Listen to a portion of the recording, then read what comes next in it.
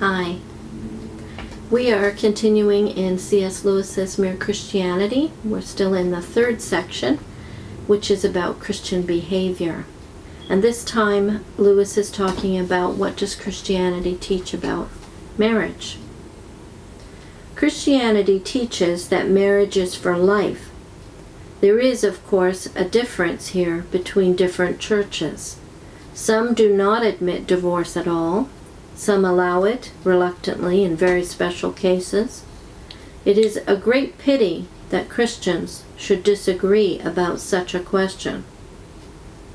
But for an ordinary layman, the thing to notice is that churches all agree with one another about marriage a great deal more than any of them agrees with the outside world.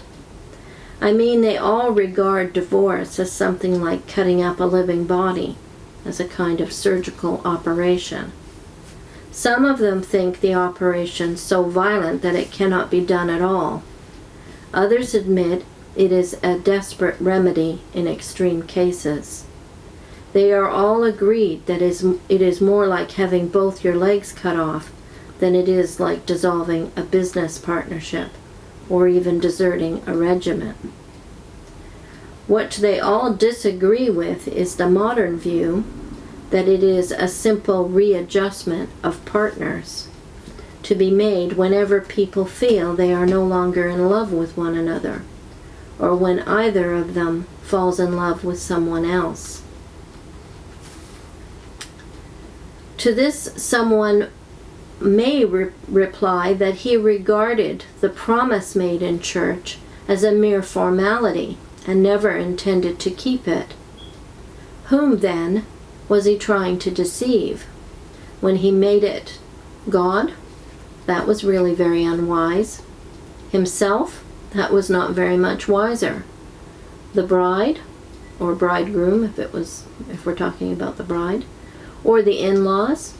That was treacherous. Most often, I think, the couple, or one of them, hoped to deceive the public. They wanted the respectability that is attached to marriage without intending to pay the price. That is, they were impostors. They cheated. If they are still contented cheats, I have nothing to say to them. Who would urge the high and hard duty of chastity on the people who have not yet wished to be merely honest? If they have now come to their senses and want to be honest, their promise already made constrains them. And this, you will see, comes under the heading of justice, not that of chastity. If people do not believe in permanent marriage, it is perhaps better that they should live together unmarried than that they should make vows that they do not mean to keep. It is true that by living together without marriage, they will be guilty, in Christian eyes, of fornication. But one fault is not mended by adding another. Unchastity is not improved by adding perjury. I like that Lewis goes beyond just the setting of rules, but he gets to the more deeper issues involved in motivations and qualities like honesty. So now, if we're looking here, we're seeing that Christianity teaches that God intended marriage to be permanent, to be covenantal, and that divorce is the tearing apart of something that God has made one. So then, as an ex-witness, I have to think about, does the Watchtower go to great lengths to preserve marriages to unbelieving mates or to people who leave the org? And what does how does the Watchtower regard marriage? Do they regard it as God does? We're going to look at what the Apostle Paul says about marriage. And this is a section from Ephesians chapter 5, verses 22 to 33. It says here, "Wives, submit to your husbands as to the Lord. For the husband is the head of the wife, as Christ is the head of the church, his body, of which he is the Savior." Now, as the church submits to Christ, so also wives should submit to their husbands in everything.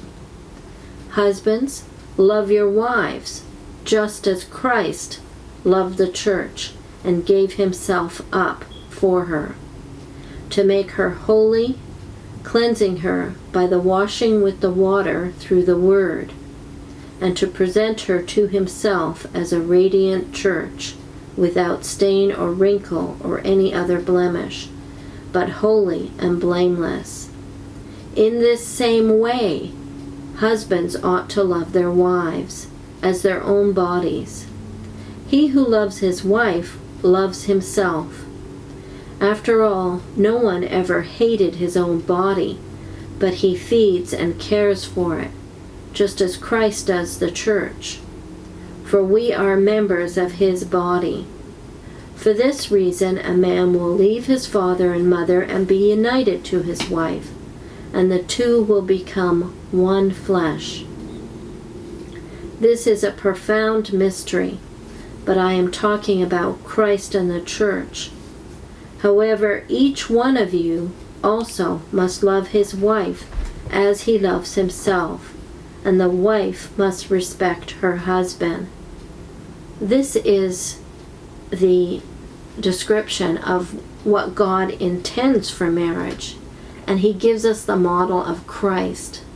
Christ as the head of his bride, of his church.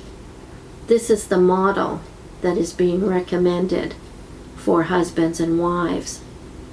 So both of them are under the headship of Christ.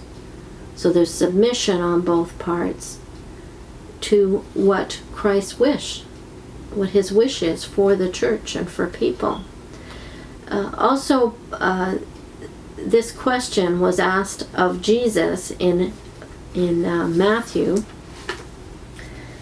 19. He's asked about divorce. It says here, Matthew 19, we're going to read verses 3 to 9. He says, "Some Pharisees came to him to test him. They asked, 'Is it lawful for a man to divorce his wife for any and every reason?' 'Haven't you read,' he replied, 'that at the beginning the Creator made them male and female, and said, "For this reason a man will leave his father and mother and be united to his wife, and the two will become one flesh." So they are no longer two, but one. Therefore, what God has joined together, let man not separate." "Why then," they asked, "did Moses command that a man give his wife a certificate of divorce and send her away?" Jesus replied, "Moses permitted you to divorce your wives because your hearts were hard, but it was not this way from the beginning. I tell you that anyone who divorces his wife, except for marital unfaithfulness, and marries another woman, commits adultery." So you certainly get the impression from Christ that the idea is a permanent union. It's something that he says God has put together, the man and the wife, to be one. And that the only reason that divorce was even permitted was because of our hardness of heart. Forgiveness is always an option. It's a difficult one, but forgiveness is still an option. So again, we have to ask if God's intention is for marriage to be covenantal and permanent, how are we doing in this regard? As an ex-witness, again, ask those questions about what lengths does the Watchtower go to help preserve marriages especially marriages to people who don't agree with them, people who leave the org. What do they do to preserve marriages? Do they have the same view of marriage as God has? The next time we're going to talk about, but what if you're not in love anymore as married couple? So the links that I'm going to attach to this video are JW's in Marriage as one of them, and a second video that we did, Yahweh's Everlasting Love versus the org's conditional contract.